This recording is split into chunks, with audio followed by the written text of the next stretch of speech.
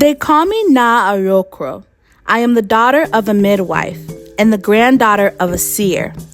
And until last year, the wife of Kojo Mensa. If you're hearing this, it means I've finally decided to share the story I swore I'd keep buried. A story soaked in whispers, shadows, and blood. This isn't a tale for the faint-hearted. But if you want to know what love becomes when it's twisted by desperation and secrets, then listen closely. Because I loved Kojo. I still do.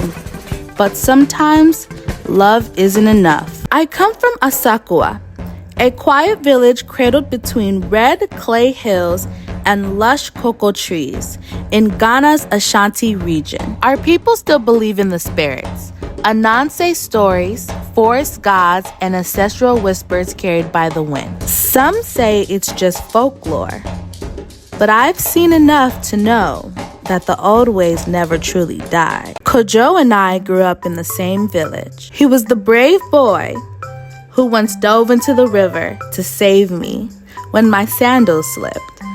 That was the beginning. He became a man of ambition, not content with farming.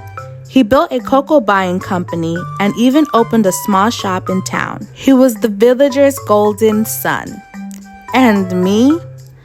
I was the school teacher with the wild dreams and the cautious heart. When he asked to marry me, I said yes.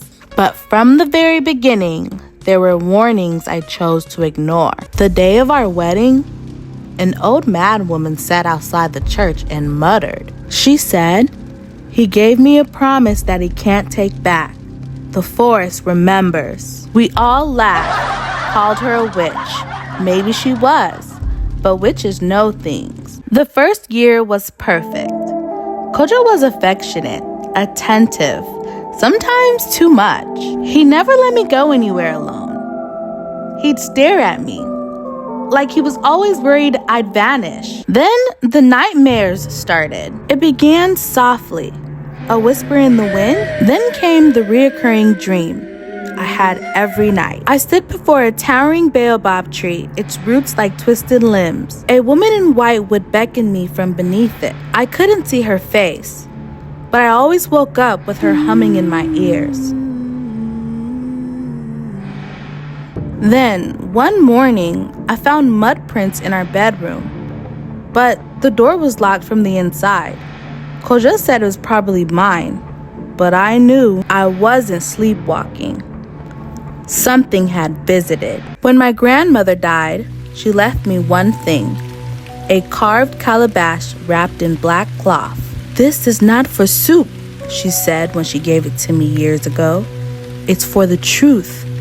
Use it only when your heart begins to lie to you." At first, I tucked it away, but when I caught Kojo whispering in tree to no one at night, staring out the window at nothing, I decided it was time. I waited until he went to town.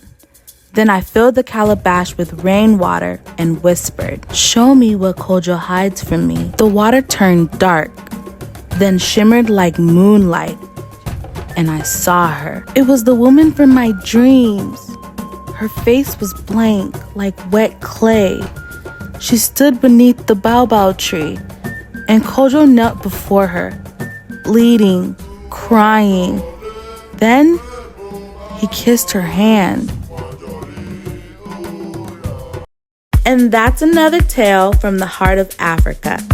If you're feeling the vibes, hit the like button, subscribe, and drop a comment with your favorite part. New stories drop every week. Don't miss out. And again, thank you for watching Afro Tales.